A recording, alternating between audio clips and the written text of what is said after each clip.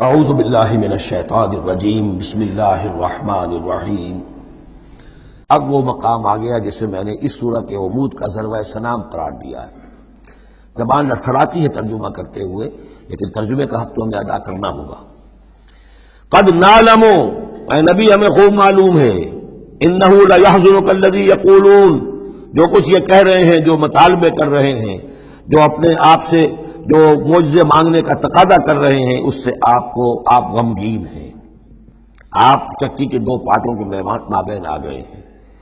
اب اس پر کیا جواب ہے؟ پہلا جواب تو یہ ہے فإنہم لا یکذبونک، اے نبی وہ آپ کو نہیں جھٹلا رہے، ولکن الظالمین بآیات اللہ یجحدون، بلکہ یہ ظالم اللہ کی نشانیوں کا انکار کر رہے ہیں، قرآن کا انکار کر رہے ہیں، ہمارا انکار کر رہے ہیں۔ آپ کا انکار کب کیا انہوں نے؟ غور کیجیے، اس پر یہ سمجھانے کا انداز ہے۔ آپ کو جھوٹا کہا؟ نہیں کہا۔ آپ کے اوپر کوئی تہمت لگائی؟ نہیں لگائی۔ تو آپ کی تو تکذیب نہیں ہے، تکذیب تو ہماری ہو رہی ہے۔ غصہ آئے تو ہمیں آئے، جھنجھلاہٹ آئے تو ہمیں آئے، ہمارا کلام ہے، ہماری کلام کو جھٹلا رہے۔ آپ کا کام تو یہ ہے کہ ہمارا کلام پہنچا دینا ہے، اپنا پیغام پہنچا دینا ہے۔ اب دیکھیے درجہ بدرجہ بات آگے بڑھے گی۔ یہ تو ہوا سمجھانے کا انداز، جیسے کوئی شفیق استاذ ہے، وہ اپنے شاگرد کو سمجھا رہا ہے۔ ظاہر بات ہے، الرب رب وإن تنزل والعبد عبد وإن ترقى فإنهم لا يكذبونك ولكن الظالمين بآيات الله يجحدون۔ توہین تو ہو رہی تو ہماری آیات کی ہو رہی ہے۔ نمبر دو بات، وَلَقَدْ كُذِّبَتْ رُسُلٌ مِّن قَبْلِكَ، پھر یہ بات بھی ہے آپ سے پہلے بھی رسولوں کو جھٹلایا گیا، فصبروا، انہوں نے صبر کیا، عَلَىٰ مَا كُذِّبُوا، جتنا جھٹلایا گیا انہوں نے صبر کیا، وَأُوذُوا، انہیں ایذائیں پہنچائی گئیں، حَتَّىٰ أَتَاهُمْ نَصْرُنَا، یہاں تک کہ ہماری مدد آ گئی، وَلَا مُبَدِّلَ لِكَلِمَاتِ اللَّهِ، اور دیکھیے نبی، اللہ کی ان کلمات کو بدلنے والا کوئی نہیں۔ ہمارا ایک قانون ہے، ہمارا ایک ضابطہ ہے، آپ کو جھیلنا پڑے گا، برداشت کرنا پڑے گا۔ آپ کو جس منصب پر فائز کیا گیا ہے، اِنَّا سَنُلْقِي عَلَيْكَ قَوْلًا ثَقِيلًا، ہم نے پہلے ہی بتا دیا تھا کہ بھاری بوجھ ہے، اب جھیلنا ہوگا۔ وَلَقَدْ جَاءَكَ مِن نَّبَإِ الْمُرْسَلِينَ، اور آپ کے پاس رسولوں کی خبریں آ چکی ہیں۔ آپ کے علم میں ہے کہ ہمارے بندے نوح نے 950 برس تک صبر کیا تھا۔ اور اب اس کے بعد تلخ ترین بات آ رہی ہے، وَإِن كَانَ كَبُرَ عَلَيْكَ إِعْرَاضُهُ، اور اگر آپ پر بہت شاق گزر رہا ہے ان کا اعراض، فَإِنِ اسْتَطَعْتَ، تو اگر آپ میں طاقت ہے، أَن تَبْتَغِيَ نَفَقًا فِي الْأَرْضِ، کہ کوئی زمین میں کوئی سرنگ لگا لیں، اور سلمًا فِي السَّمَاء، یا آسمان کے اوپر کوئی سیڑھی لگا لیں، فَتَأْتِيَهُم بِآیَةٍ، تو لے آئیے آیت جہاں سے لا سکتے ہیں، ہم نہیں دکھائیں گے۔ کس قدر انداز جو ہے حضور صلی اللہ علیہ وسلم سے گفتگو ہو رہی ہے۔ ان استطاعت، طاقت ہے تو لے آؤ، ہم نہیں دکھائیں، ہمارا فیصلہ اٹل ہے۔ وَإِن كَانَ كَبُرَ عَلَيْكَ إِعْرَاضُهُمْ فَإِنِ اسْتَطَعْتَ أَن تَبْتَغِيَ نَفَقًا فِي الْأَرْضِ أَوْ سُلَّمًا فِي السَّمَاءِ فَتَأْتِيَهُمْ آیَةٌ وَلَوْ شَاءَ اللَّهُ لَجَمَعَهُمْ عَلَى الْهُدَىٰ، اور اے نبی اگر اللہ چاہتا تو ان سب کو ہدایت پر جمع کر دیتا، آنے واحد میں وہ سب کو نیک بنا دے، اس کا اختیار نہیں۔ اب دیکھیے سخت ترین لفظ آ رہا ہے، فَلَا تَكُونَنَّ مِنَ الْجَاهِلِينَ۔ تو آپ، اب میں ترجمہ یہاں پر جذباتی کا لفظ کروں گا، آپ جذباتی نہ ہوں، بس اس سے زیادہ لفظ جو ہے میں استعمال نہیں کر سکتا۔ فَلَا تَكُونَنَّ مِنَ الْجَاهِلِينَ، یہی لفظ آیا ہے خود حضرت نوح سے خطاب میں، إِنِّي أَعِظُكَ أَن تَكُونَ مِنَ الْجَاهِلِينَ۔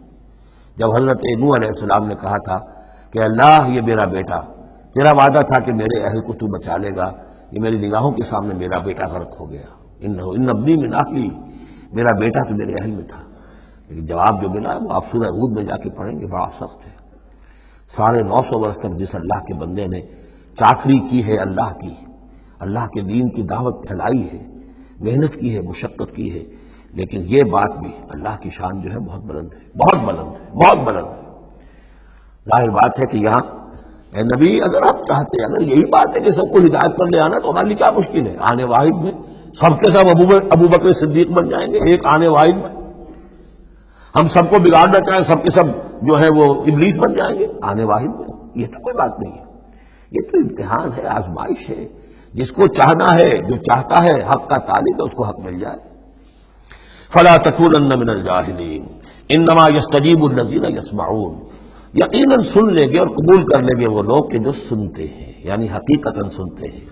وَالْمَوْتَىٰ يَبْعَثُهُمُ اللَّهُ، اور جو مردہ ہیں، نظر آتے ہیں زندہ، حقیقت میں مردہ ہیں۔ ان کو تو اللہ تعالیٰ اٹھائے گا، ثم الیہ یرجعون، اور پھر وہ اسی کی طرف لوٹا دیے جائیں گے۔ وقالوا لولا نزل علیہ آیۃ من ربہ، اور وہ کہتے ہیں، کہیں گے پھر کہیں گے کیوں نہیں اتار دی گئی ان پر کوئی نشانی ان کے رب کی طرف سے؟ دلیل ہی ایک رہ گئی تھی، باقی ساری دلیلوں میں وہ مات کھا رہے ہیں۔ ایک حجت کے اوپر انہوں نے ڈیرا لگا لیا، انہیں بھی پتہ چل گیا کہ اللہ تعالیٰ کا فیصلہ یہ ہے کہ کوئی حسی معجزہ نہیں دکھانا، تو ڈیرا لگا لیا انہوں نے۔ لیکن اس میں جیسا کہ میں نے پھر وہی لفظ زبان کو لگا، ذیق میں حضور کی جان آ گئی۔ وَلَقَدْ نَعْلَمُ أَنَّكَ لَيَحْزُنُكَ، بلکہ دوسری جگہ پر یہ بھی ہے اَنَّكَ يَضِيقُ صَدْرُكَ بِمَا يَقُولُونَ، آپ کا سینہ بھیجتا ہے ان باتوں سے جو یہ کہہ رہے ہیں۔ وَقَالُوا لَوْلَا نُزِّلَ عَلَيْهِ آیَةٌ مِّن رَبِّهِ، وہ کہتے ہیں کیوں نہیں اتاری گئی ان پر کوئی نشانی ان کے رب کی طرف سے۔